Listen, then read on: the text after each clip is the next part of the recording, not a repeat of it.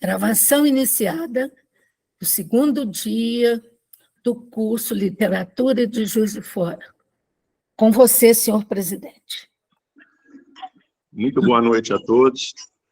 Eu sou Arlindo Tadeu Hagen, vou fazer minha videodescrição. Eu sou um homem branco, cabelo e barba e bigode antes castanhos, agora estão grisalhos. Uso óculos, estou com uma camisa azul, no fundo uma parede pérola e um espelho. Estou na sala da minha casa. Muito boa noite a todos, é um prazer estar aqui mais uma vez representando a nossa querida Ceci Barbosa Campos, presidente da nossa AJL, que hoje, por motivo muito justificado, não está presente. A Ceci está recebendo uma premiação no Rio de Janeiro, que iria se iniciar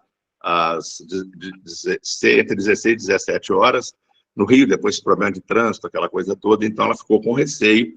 Pode ser que ela entre durante a live, consiga chegar em casa e nos dê o prazer da sua presença. De qualquer maneira, eu me redimo com a Fernanda Bittar, porque eu não consegui estar presente nos dois eventos em que ela esteve aqui em Juiz de Fora, aí era eu que estava viajando. E é uma alegria, né?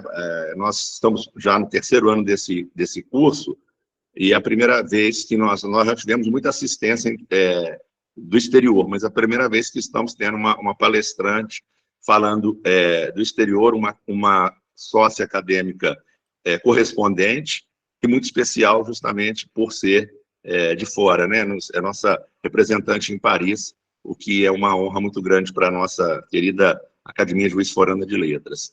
E ainda mais que ela vai nos brindar hoje com uma palestra sobre Lindolfo Gomes, que é seu tio bisavô.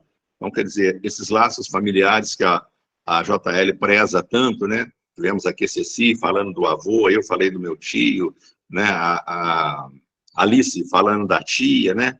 E sempre a Leila falando Belmiro Braga, né? Então, assim, mais uma vez, uma alegria. A Flávia, né? Nos falando sobre Kleber Alfred, seu pai, foi presidente da nossa academia. Então, assim, tenho certeza hoje mais uma noite emocionante. Sejam muito bem-vindos, todos muito bem-vindos. Eu passo a palavra para a Marisa, que vai falar o currículo da Fernanda e a sequência do nosso curso de Literatura Juiz Forana. Uma boa noite a todos. Boa noite a todos, sejam muito bem-vindos. Eu sou diretora de eventos da JL e pesquiso, junto com Leila Barbosa, a história literária de Juiz de Fora. Na primeira noite, tivemos uma abertura anunciando o que seria esse curso, quais são as linhas da literatura de Juiz de Fora. E essa aula está disponível no YouTube, com o nome de Primeira Aula do Terceiro Curso de Literatura de Juiz de Fora. Hoje, quero, antes de apresentar o currículo da Fernanda, anunciar que na próxima reunião, dia 5/4, nós teremos o Dom Geraldo Maria Moraes Penido. Via quem? Via o nosso colega acadêmico, muito dedicado, Piscinini. E vocês vão ter oportunidade, isso no dia 5/4. No dia 12/4, o escritor em foco é o Mauro Fonseca. A palestrante é Marisa Pontes. No dia 19/4, o escritor em foco é Imar Teres. A palestrante, Maria Helena Sleutzis. Dia 26/4, querido Dom Evili Nóbrega, que nos emprestou tanta coisa para a nossa pesquisa história literária de Juiz de Fora, e a palestrante é a Leila Barbosa. Em maio, dia 3/5, para nos falar da Cleonice Rainho, a nossa querida poeta, faz parte da JL, Nazaré Laroca, que está aqui essa noite presente. No dia 10/5, Luiz Fernando Rufato, nosso ex-aluno no curso de comunicação, hoje um escritor internacional, e quem vai falar dele, nosso também ex-aluno, Guilherme Salgado. Já entraram outras pessoas, quais saúdo, a JL felicita a todos pela oportunidade desse convívio, mesmo via online. Agora passo a falar do currículo da nossa querida Fernanda. Vamos lê-lo. Eu estou fazendo papel duplo, tenho que deixar entrar e ler, tá bom? Então, deixe-me achar a Fernanda aqui. Pronto. Então, vou ler o currículo da Fernanda para vocês. A Fernanda fez algo interessante. Ela nos encaminhou um currículo, eu chamei de um currículo poético. Veja como ela fez. Fernanda Bittar Frederico Gomes. Nasceu dia 3 de agosto de 73, em Juiz de Fora. É a primogênita de José Frederico Gomes, que está aqui em cima da Fernanda, aqui na tela, com o microfone aberto, José Frederico. E América Elizabeth Bittar, também oriundos e residentes de Juiz de Fora. Durante a infância, Fernanda mudou de cidades várias vezes, devido à profissão do pai. Apesar disso, passou a maior parte da vida em Juiz de Fora, onde formou-se em pedagogia pela nossa Universidade Federal de Juiz de Fora. Espaço nosso de trabalho, meu, da Leila, da Nazaré, da Ceci, não é? Membros da JL. Depois de formada, mudou-se para São Paulo, cidade na qual morou 8 anos. Durante os primeiros anos em São Paulo, trabalhou como comissária de bordo de uma grande companhia aérea. Depois ingressou numa escola na qual começou a escrever histórias infantis. No primeiro momento, sem planos de publicação, apenas para divertir os alunos. Em meados de 2006, mudou-se para Paris. Algum tempo depois, cursou o mestrado em literatura lusófone pela Sorbonne Nouvelle, Paris 3. Nessa ocasião, em 2012, um concurso de contos foi organizado pela Unesco, Consulado Geral do Brasil em Paris, e Sorbonne Nouvelle, em homenagem ao grande escritor brasileiro Nelson Rodrigues, intitulado Nelson Rodrigues, 100 anos de aventura. Fernanda, que até então nunca tinha escrito contos, resolveu participar. O conto Casamento, inspirado na obra de Nelson Rodrigues, como prevê o regulamento do concurso, foi um dos premiados. O concurso foi o pontapé inicial para se tornar contista. Em 2017, ela resolveu resgatar em seus guardados as histórias que escrevia na escola. Olha que legal.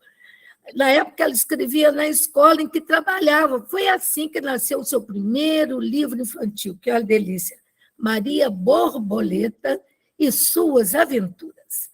A obra foi ilustrada por Cristina Goiatá, né? Goiatá, está sem acento, mas é Goiatá, né?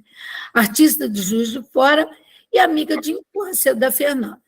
Em 2018, publicou seu primeiro livro infantil bilíngue, português-francês, O Vale das Corujas, La Vallée des Hiboux.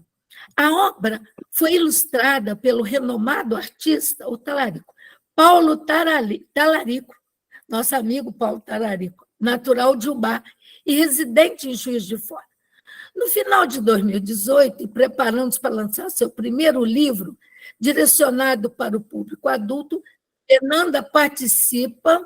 Antônio Carlos Duarte. Fernanda participa... Para eu não perder aqui.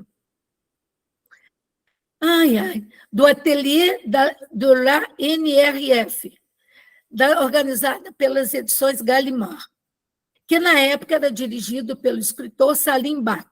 As aulas eram inteiramente dedicadas à leitura, à análise e escrita de contos.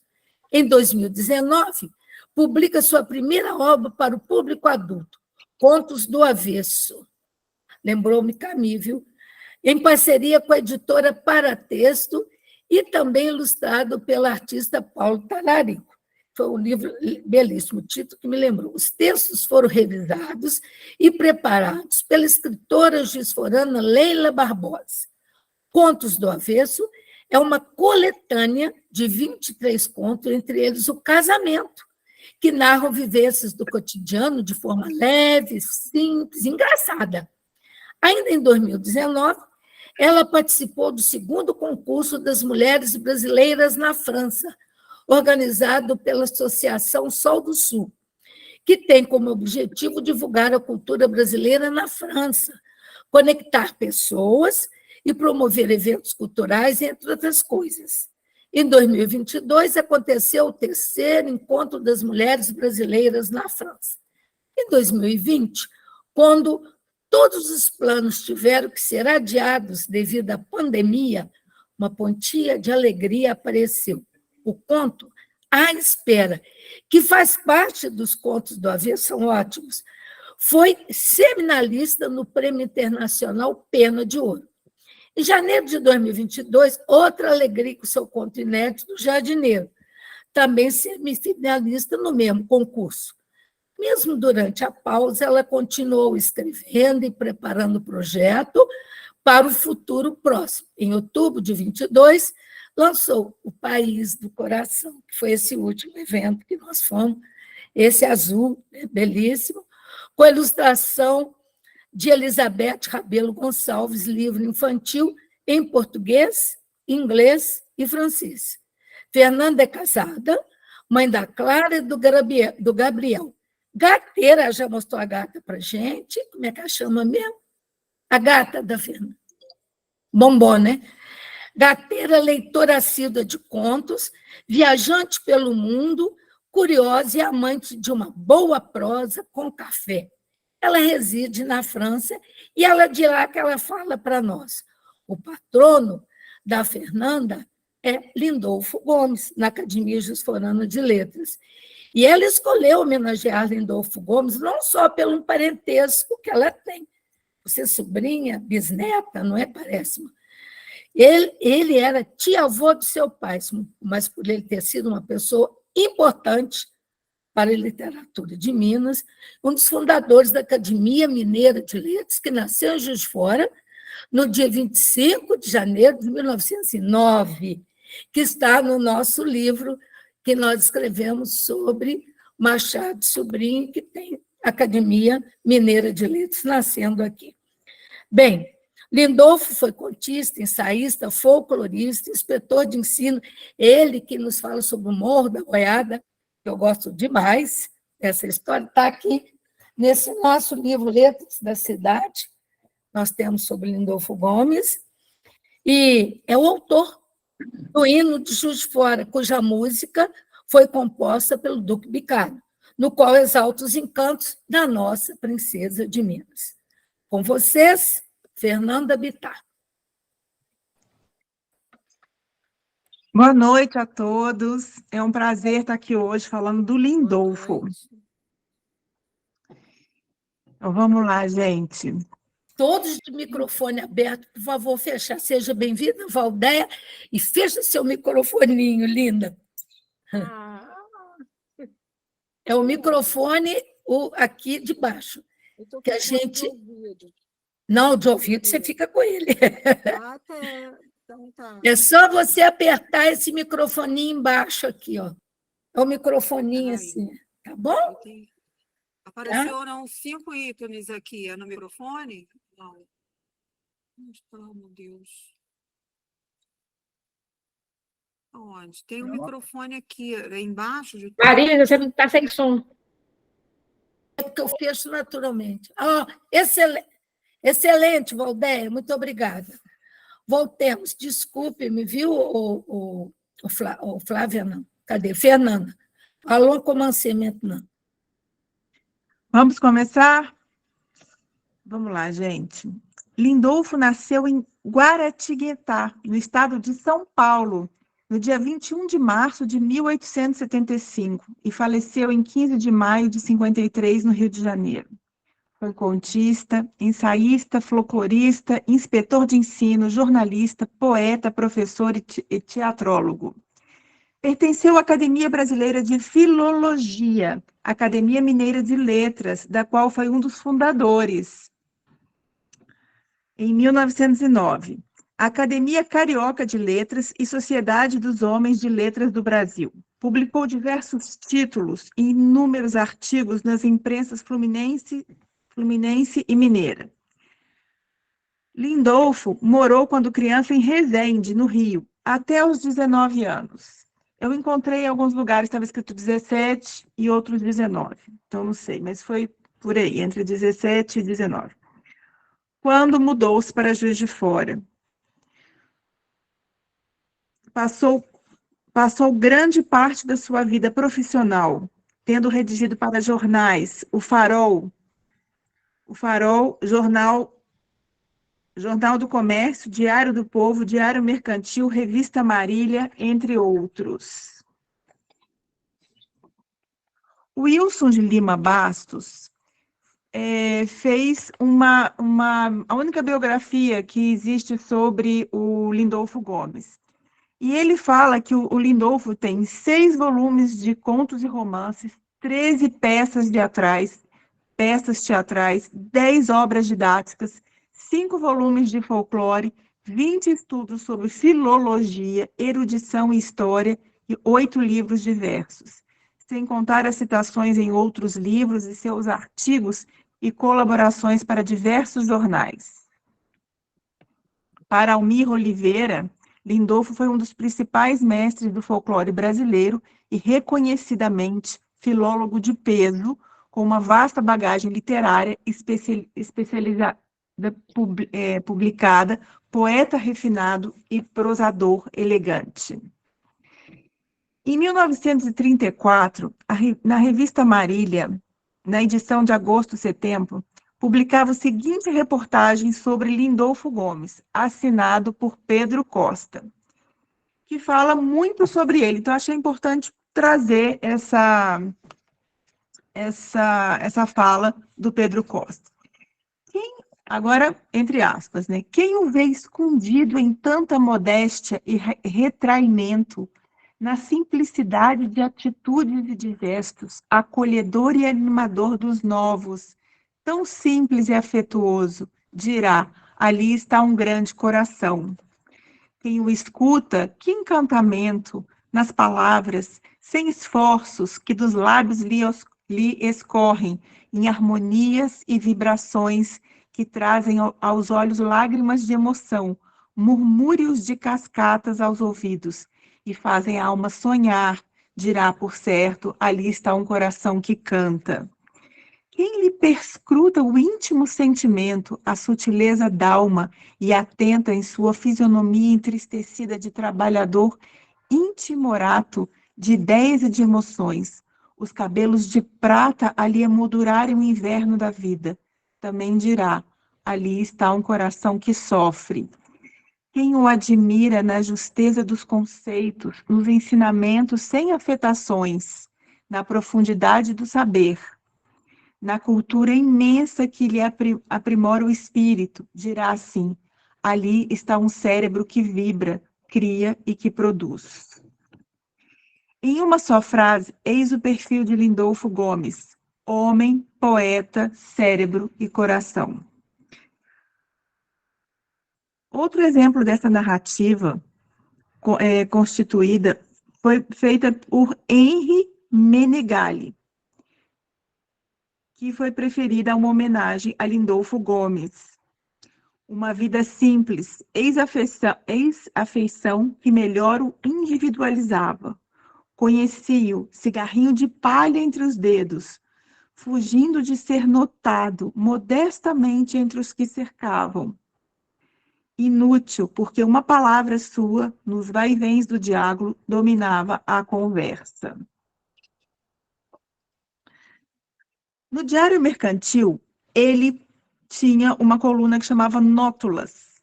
E lá tem uma carta de um leitor que escreveu para Lindolfo. Gosto de suas nótulas. O grande professor e jornalista aborda todos os assuntos com naturalidade, a certeza e a cultura dos grandes. Em reduzido número de linhas, escreve o que muito sabichão, está entre aspas. Não escreve em colunas inteiras de jornal. Certo grande homem uma vez escreveu longa carta a um amigo e, ao terminá-la, pediu desculpas por não ter tido tempo de escrever uma carta curta. Por quê? Simplesmente porque cartas longas qualquer um escreve, vai para o papel tudo que vem à cabeça, ao passo que escrever tudo que vem à cabeça em poucas linhas que é atencioso e certo. São assim suas nótulas, escreveu um leitor a Lindolfo Gomes. E no livro Letras da Cidade, na página 41, de Marisa Timpone e Leila Barbosa, elas descreveram Lindolfo como: foi escritor de uma erudição linguística requintada, como se comprova no livro Nirim 9, quando tem a preocupação em explicar minuciosamente a escolha do título de sua obra. Além de erudito, Lindolfo era extremamente arguto e engenhoso, pois, através de pesquisas e estudos, correlacionou cenas discursivas, as mais diversas, em busca das identidades. A comidinha está ali. Oi?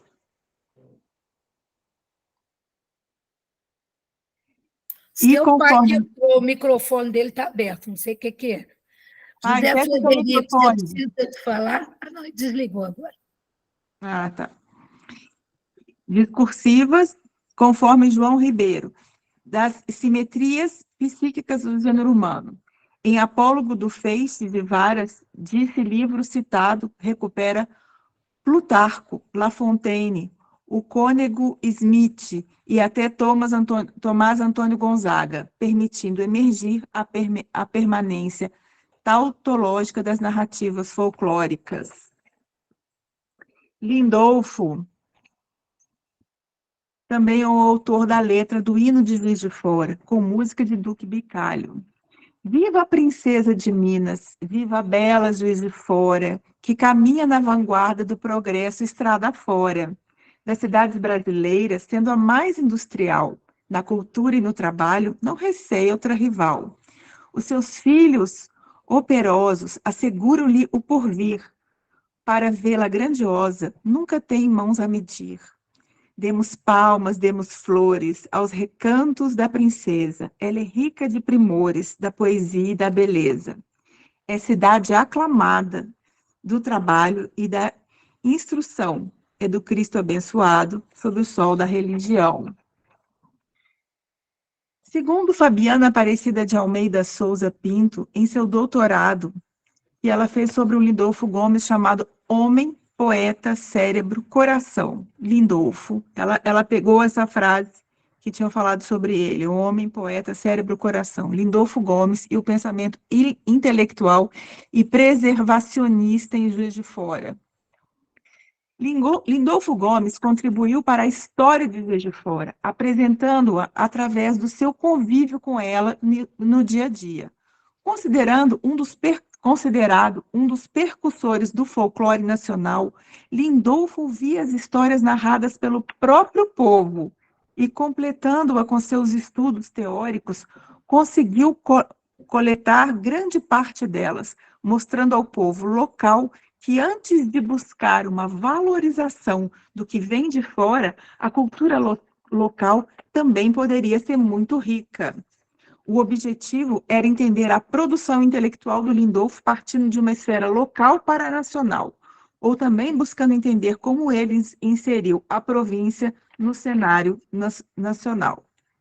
No livro de Contos Populares Brasileiros, do Lindolfo Gomes, ele mesmo explica isso aqui de uma maneira muito, muito linda. Vai para alguns anos, publiquei na imprensa uma coletânea de contos populares por mim, colhidos diretamente da tradição oral no estado de Minas, aliás, ainda muito não coligados por outros folcloristas. Eu não vou ler inteiro, eu vou pular umas partes, só vou ler as partes que interessam para a gente, tá? Que são mais importantes aqui. Os contos populares têm uma indiscutível, ainda que por vezes obscura afinidade com crenças que remontam às afastadas eras e se entrelaçam de elementos míticos dispersos, mas latentes. A sua significação, não rara apagada no seu percurso através dos séculos, imprime a esses contos um sabor de antiguidade que se sente e se adivinha. É o segredo da força imperecível da tradição. Admitem os folcloristas em geral que os contos tradicionais são a forma ou a expressão primitiva e espontânea da arte. Tem eles o seu fundo de verdade, a sua poesia amplamente acessível ao sentimento comum de todas as raças, submetidos às leis da acomodação e da adaptação mesológica. E aqui, no final, tem a parte que eu achei mais interessante de todas, que Lindolfo fala. De mim, sou-lhe acesa. Ele agradece à Companhia Melhoramentos, né, que é a editora que publicou. De mim, sou-lhe acesa agradecido pela publicação deste livro, que obscuro embora atesta um esforço da minha parte em procurar ser útil à nossa pátria.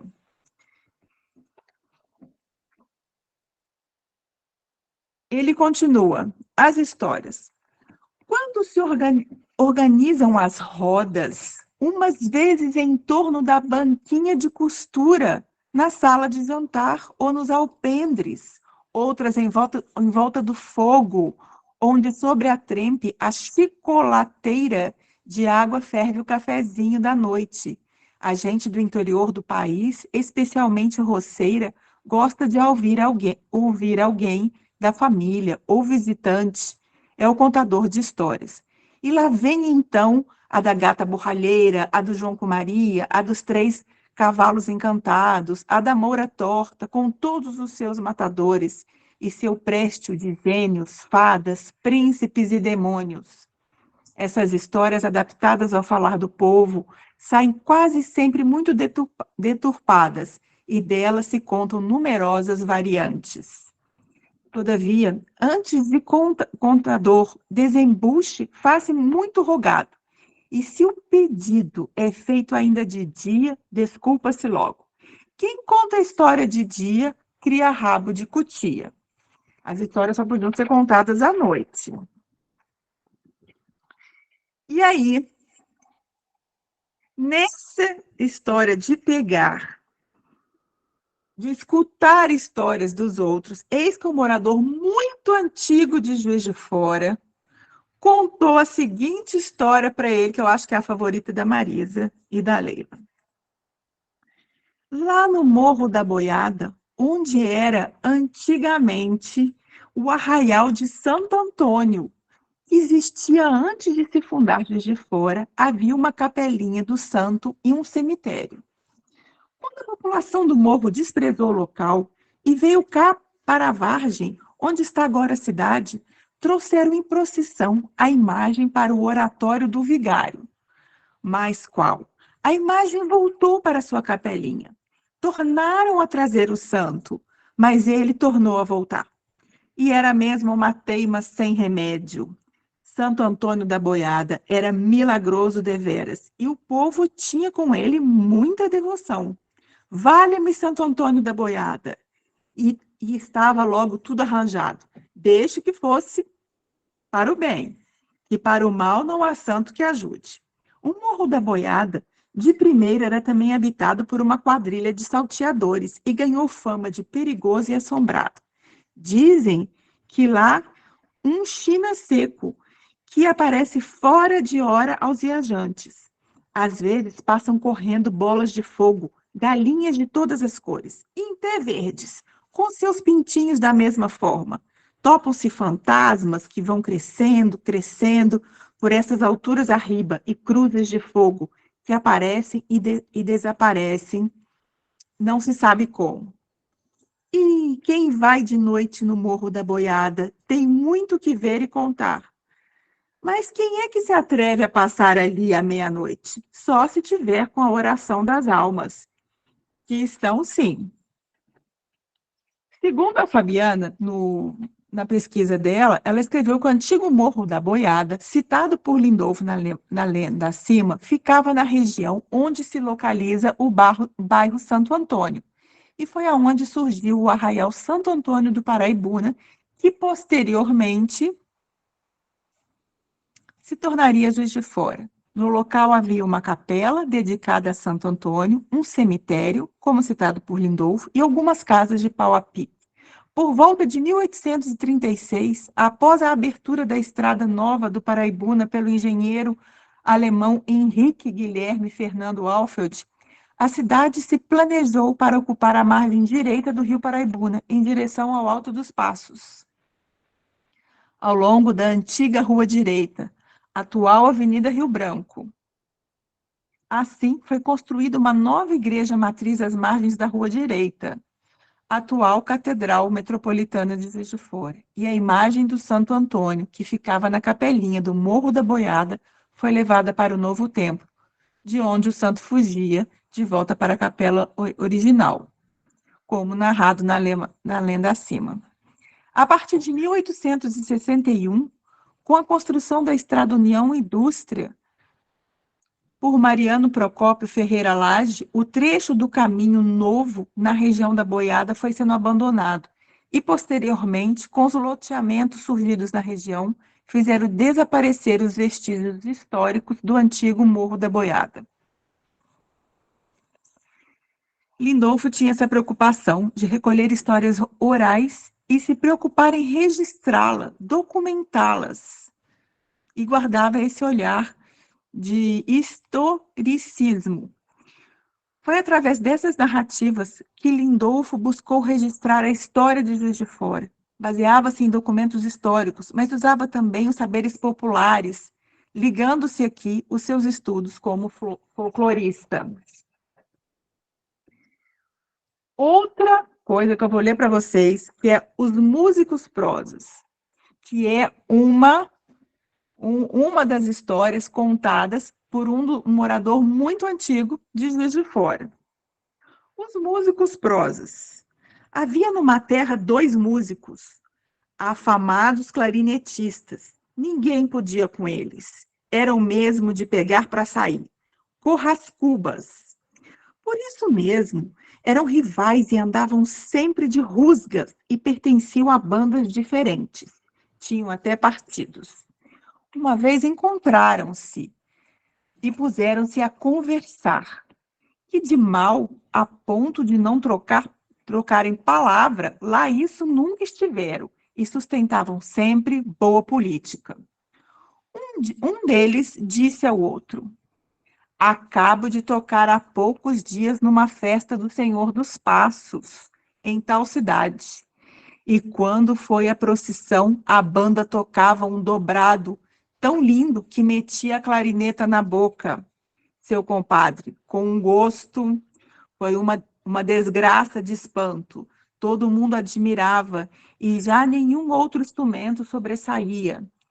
Por um pouco, viu-se que o Senhor dos Passos começou a mover-se no andor e como que a subir do céu, admirado dos sons que saíam da minha clarineta. Os padres, as irmandades, o povo, tudo estava voltado para mim e de boca aberta diante daquele milagre.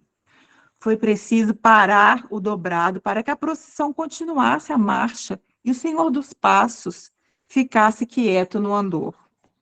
O outro ouviu paciente aquela maranha do rival. Por fim, pegando a palavra, saiu-se com esta: isso é nada em comparação o que se deu comigo na cidade fulana. Fui tocar no enterro de um graúdo, gente como formiga. Começamos uma marcha fúnebre. A minha clarineta chorava que era um gosto. O povo estava apatetado, olhando para mim, como se a minha música fosse de uma coisa nunca vista, vinda do céu. Por pouco espaço, não havia quem não chorasse, gabando a minha clarineta, que não existia igual em toda a redondeza. Eu continuei, e quando ia no melhor da festa, o caixão começou a mover-se, a tampa abriu-se, e o defunto, ao som do instrumento, foi se levantando, até que ficou de pé, E voltando-se para mim, gritou entusiasmado: vá tocar clarineta no diabo que o carregue.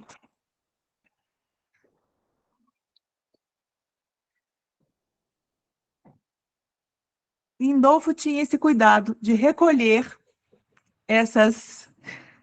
A Neuza está rindo aqui. E, gente, vocês precisam de ler todos os contos do Lindolfo, são maravilhosos. Todo esse folclore que ele teve, o esforço, né, de recolher, e que fazem parte da história de Juiz de Fora. Os rostinhos acima, Fernando. O pessoal todo está rindo com essas histórias, não só do Morro da Boiada, como essa do enterro é ótimo. Eu adoro. Essa do enterro é ótima. Outra coisa que o Lindolfo teve vamos dizer assim, a preocupação de fazer, não só de preservar a história, né, contada, a história oral, que as pessoas contavam, as histórias que as pessoas contavam em volta do fogo, em volta da mesa, à noite, na roça.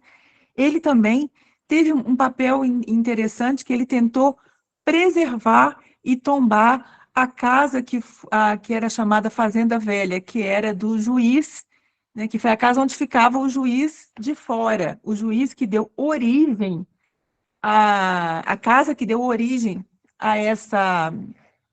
ao nome da cidade.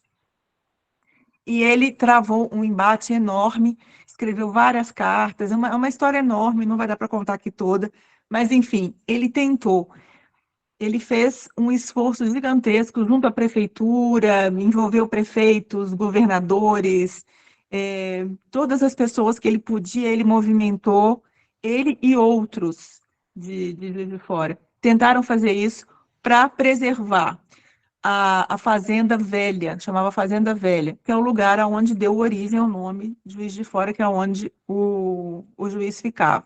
Ele não conseguiu, porque a fazenda, nesse período todo, ela estava num estado de degradação muito grande, e para recuperar seria uma coisa enorme, então ele não conseguiu. Não conseguiu a tempo de recuperar, ela acabou sendo demolida. Tá? Mas a Fabiana, no doutorado dela, na tese dela, ela fala uma coisa interessante. No entanto, a iniciativa de Lindolfo, mesmo derrotada, foi pioneira na cidade e se caracterizou como o início das discussões preservacionistas de Juiz de Fora. Mais do que preservar o casarão, Lindolfo tentou, com essa iniciativa, preservar também parte da memória do grupo ao qual pertencia, destacando aquilo que valorizava em seus estudos, a origem da cidade. Então, essa eu acho que é a grande importância do Lindolfo, né? Ele fala aqui que uma cidade demolida, uma casa demolida que tem alguma coisa da história, é uma memória apagada. E aí, nós vamos lá para as letras da cidade, na página 132. Minha Cidade, de Almir de Oliveira.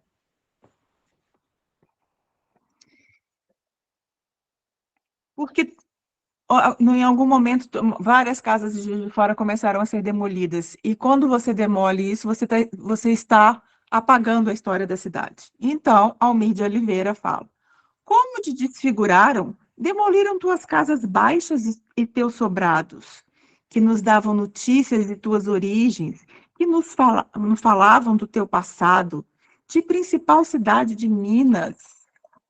Perdeste a referência de ti mesma. Onde foi a fazenda do Juiz de Fora? Onde morou Henrique Guilherme Alfeld? E o Barão de Bertioga? E o Bernardo Mascarenhas? E Silvio Romero, que aqui viveu e ensinou? E Olavo Bilac, que aqui se asilou, perseguido pelo Marechal Floriano? E o Lindolfo Gomes, que escreveu a letra do teu hino? E o Duque Bicalho, que lhe compôs a música?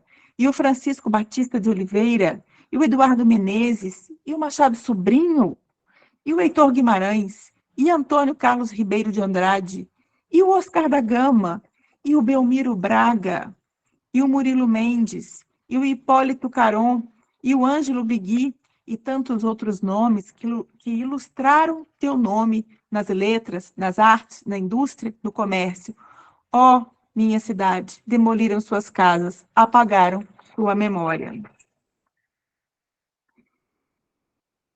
E para terminar, gente, eu vou ler um conto desse livro, que é uma coisa linda de viver, Montesinas, do Belmiro Braga. Seleção, estudo crítico de organização de Leila Maria Fonseca Barbosa e Marisa Timpone. Contraste, porque o Belmiro Braga escreveu contrastes para o Lindolfo Gomes. Partiste, flor, e lembro-me do dia em que partiste. O céu só teve lágrimas e a terra esteve triste. Levaste as cores fúlgidas do nosso céu e agora a natureza é lânguida e a tua ausência chora.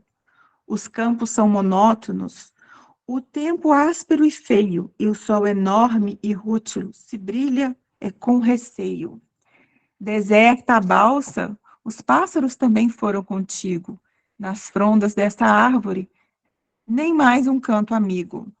Do rio as águas múrmuras, hoje modulam as noites sempre virides, já não se enfloram mais. Desolação, um tumulto o nosso lar parece. Ao céu envio súplicas, e ao céu de mim se esquece. De mansa brisa, aspérrima se fez, tudo devasta, assim a sorte horrida em nossa vida casta. Dias, aqueles rápidos e agora tão compridos, aceita em linhas trêmulas um mundo de gemidos. Por um passado esplêndido, essa porção de dores, partiste e a estrada florida está órfã de flores. Estes, os versos últimos, e a lira deixo em paz, pois as vozes ouso lúgubres, ela não volta mais. Belmiro Braga para Lindolfo Gomes. Belíssimo, aplaudo. Está no setor dos versos pagãos, não é? Ele falando aqui da amada que partiu. As pessoas fizeram uma série de comentários aqui, muito elogiosos, Fernando, e muitas pessoas Obrigada. ouvindo no bate-papo que imaginaram do Lindolfo Gomes com o nosso querido Belmiro Braga, assim, sucessivamente. Eu falei que eu queria ser um mosquito ali no meio da conversa. Cada um foi opinando. O Celso falou que queria uma cachaçinha, que seria ótimo, e um pito, e assim vai. O Antônio Carlos Duarte, que trabalha com arquitetura em Juiz de Fora, falou que beleza. O Piscinini está com a mão levantada, mas antes eu quero dizer que as pessoas estão dizendo que foi maravilhosa a aula, que aprenderam muito com você. O Rainer, um aluno já assíduo nos nossos cursos, disse que aprendeu muito com a professora Fernanda, eu achei muito bonito. Tá? E assim vai. A Neuza se deliciou, e eu agradeço muito o empenho da Fernanda, essa na hora da madrugada, com os filhos, marido, agradeço a sua família aí na França, né? Boa noite. Então bem, estão dormindo. Aqui são 00:43. Imagino. Aqui, e passa a palavra para o Piscinini, que será o nosso próximo palestrante no dia 5, como já foi anunciado. Passo a palavra para ele, depois eu anuncio o curso de novo. Fernanda, amo você. Muito lindo, é muito gostoso, né, gente? Falar da história de Juiz de Fora com esse bom humor, trazer o Lindolfo Gomes. Eu me encanto, eu sou uma suspeita, né? Porque isso há mais de 40 anos que Leila e eu nos deliciamos com essas histórias, com essas páginas, e você trouxe novidade aqui hoje para mim, viu? Depois eu te falo. Beijo, vamos. Eu só queria falar duas coisas antes. Duas Diga. curiosidades. Uma, tem uma nota de rodapé no livro, escrita à mão, que está falando que o santo, o do Santo Antônio Fujão, ele faz parte do museu do Mariano Procópio, o original. Isso Né? mesmo. E a segunda é que no dia da, como é que chama, da primeira reunião, né, da Academia Mineira de Letras, eles estavam todos bem vestidos, né? E aí o Belmiro Braga chegou no ouvido do Lindolfo Gomes e falou assim: nossa, parece até festa de rico.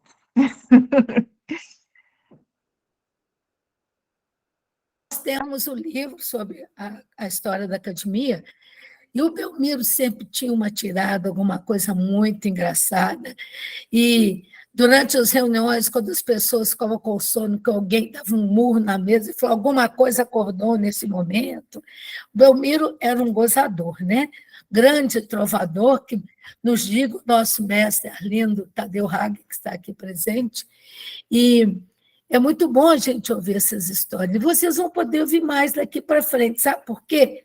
Piscinini, antes de passar a palavra, peço licença e escusas, e lembrar que o próximo a falar será quem? O nosso amigo Piscinini. Tá? Deixa eu ler aqui qual que é o Gente, programa. muito obrigada. Muito obrigada a todos. Obrigada a você, Fernanda Linda. O próximo, dia 5/4, é o Piscinini falando do Dom Geraldo Maria Moraes Penido. Espero que você esteja com saúde, Piscinini, que venha nos brindar com essas suas palavras sempre tão oportunas e muito benditas. No dia 12, o Mauro Fonseca pela Marisa Pontes. No dia 19, e matérias pela Maria Helena. No dia 26, quem aqui? E a Maria Helena quer entrar, deixa eu permitir. Falei você agora, Maria Helena. Vai falar da Imatérias. No dia 26, nós temos a Leila falando do Dormivili Nóbrega, que é um colecionador da cidade. No dia 3, a Nazaré Laroca, aqui presente, vai falar da Cleonice Rainho, que foi também uma acadêmica. E no dia 10/5, o Luiz Fernando Rufato pelo Guilherme Salgado. Agradeço mais uma vez a Fernanda, passa a palavra para o Piscinini, depois para o nosso presidente em exercício, para dar encerramento à nossa noite, que são 19h47. Piscinini, com você a palavra, fechando meu microfone. Boa noite, confreiras e confrades. Desculpem a voz. Fernanda, quem conta um ponto aumenta uma história. Eu escutei tudo isso que você falou numa academia que não é oficial. Alguns devem lembrar. Na Rua Alfred, quase chegando na Getúlio Vargas, do lado direito, existia uma alfaiataria, a Alfaiataria do Rosa, também chamada Academia do Rosa, academia entre aspas, porque ali se reunia médicos, advogados, farmacêuticos, professores, intelectuais, repórteres. E essas histórias que você contou, eu as escutei. Embora eu não tenha idade suficiente para ter acompanhado o seu referido personagem juiz-forano, nacional e internacional, eu quero lhe relatar o que escutei, inclusive ex-confrades já falecidos, como Almir de Oliveira e etc. O Kleber Alves, etc., que também frequentava lá. Primeiro, a história do santo é verdadeira. Ela temou, verdadeira sim, no conto popular, na história contada e não escrita. E ele está, de fato, deve estar, de fato, estava da última vez, o Mariano Procópio. A segunda do defunto. Essa é interessantíssima. Diz o pessoal que estavam carregando o cadáver num caixão e, ao atravessar a linha férrea ali perto do Museu Mariano Procópio, houve uma mexida no caixão que assustou a todo mundo. E os que carregavam largaram o caixão no meio dos trilhos e saíram correndo. E de lá levantou o defunto. Não sei se isso é verdade ou não, mas o Almir contava isso e eu morria de rir quando escutava ele falar lá na alfaiataria do Rosa. Eles iam levar o defunto para enterrar no cemitério da Glória. E foi uma confusão danada. Olha, é muito gostoso a gente ouvir isso. Da mesma maneira que você foi brilhante, é gostoso escutar a história, né? Parece que a gente volta ao tempo de criança. Mamãe, papai, vovó, vovô, a tia mais velha, a irmã mais velha, contando história de assombração, de alma do outro mundo e de anedotas de pessoas que passaram um vexame, às vezes, sem querer. Então, olha, você foi didata, espetacular. Eu já conhecia você, não pessoalmente, mas pelo que você faz e o que fez. É muito bom recordar a nossa infância e as histórias de fora. A Marisa deve saber de alguma delas, porque também existem histórias lá do círculo militar de gente que já tinha morrido e apareceu lá para dançar. Isso fica por conta da Marisa. Essa eu não sei, mas eles juravam de pé junto que isso aconteceu. Cuidado comigo, hein? Eu sou contadora de história de assombração, hein? Pois é, eu sei disso, Eu por isso conto eu me do referi a coveiro, você. olha lá, eu conto Fiquei lobisomem. imensamente contente. Você me renovou alguns anos de vida, sabe? A gente tem idade, mas não é velho. Mas, de repente, eu que era sempre o mais novo, agora eu sou o mais velho em tudo quanto é lugar. Né? Um abração a todos. Desculpe ter interrompido, mas, de fato, essas histórias, é uma pena, não estão escritas. Apenas passam de pai para filho, de amigo para amigo, e registram a história das histórias não escritas de Juiz de Fora. Boa noite a todos, um abração e vamos ver se na próxima semana essa voz melhora um pouco, né? Boa noite e obrigado. Obrigado, Piscinini. A voz vai estar ótima, eu vou deixar a Fernanda dar a resposta, mas não sei antes anunciar que a Ivone está com a mãozinha levantada há bom tempo e o José Frederico, depois dela, está com a mãozinha levantada. Tá? Então, Fernanda, quer responder o Piscinini? Piscinini, muito obrigada.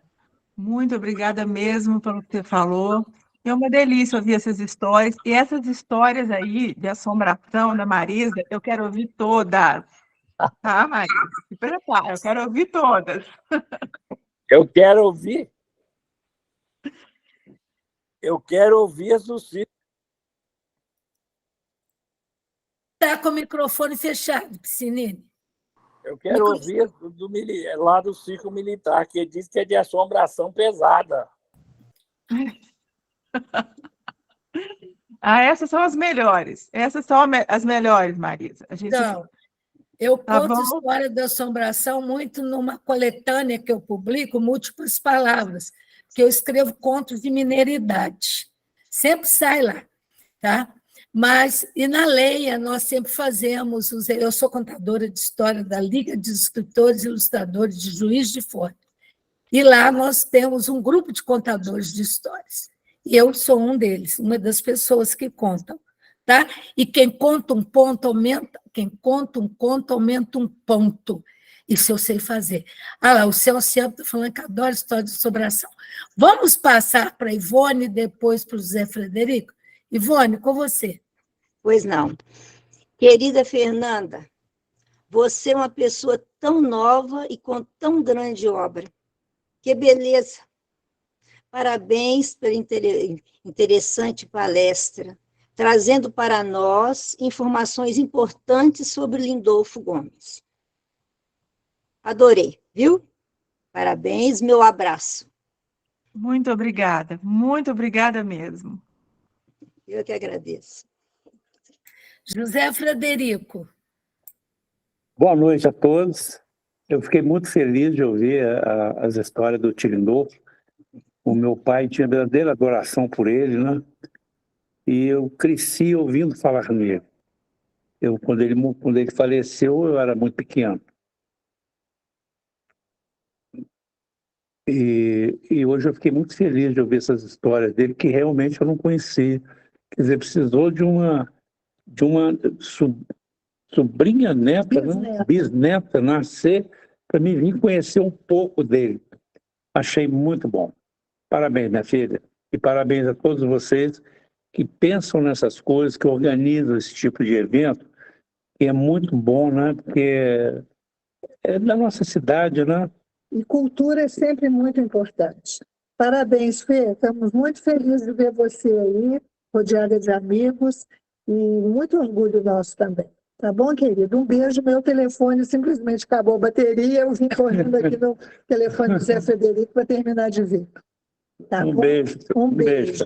E um abraço a todos. Obrigada. A importância da história oral, a importância dos relatos. Essa é a nossa intenção.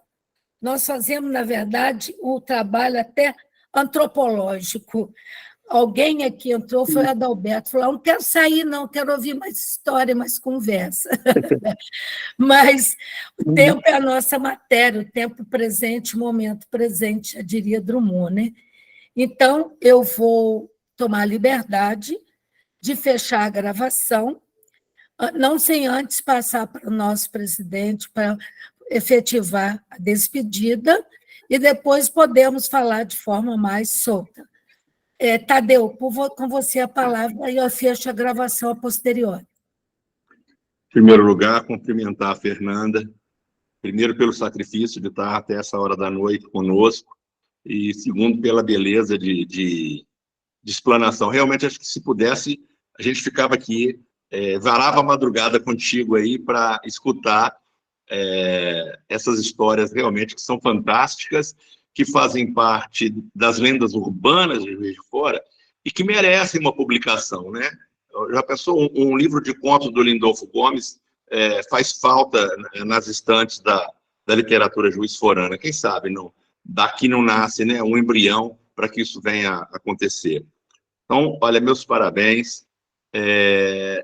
Começamos muito bem o nosso curso de literatura de Juiz de Fora pelo 3º ano, e é sempre assim, cada um que fala joga a responsabilidade para o próximo que vai falar. Então, o Piscinini está com essa responsabilidade agora, mas tem certeza que ele vai se sair muito bem, porque escolheu um personagem riquíssimo, que é Dom Geraldo, né? Então, semana que vem estaremos todos aqui para aplaudir o nosso querido Piscinini falando sobre Dom Geraldo. Da mesma maneira que meus aplausos para você por essa belíssima noite que nos proporcionou. Muito obrigado.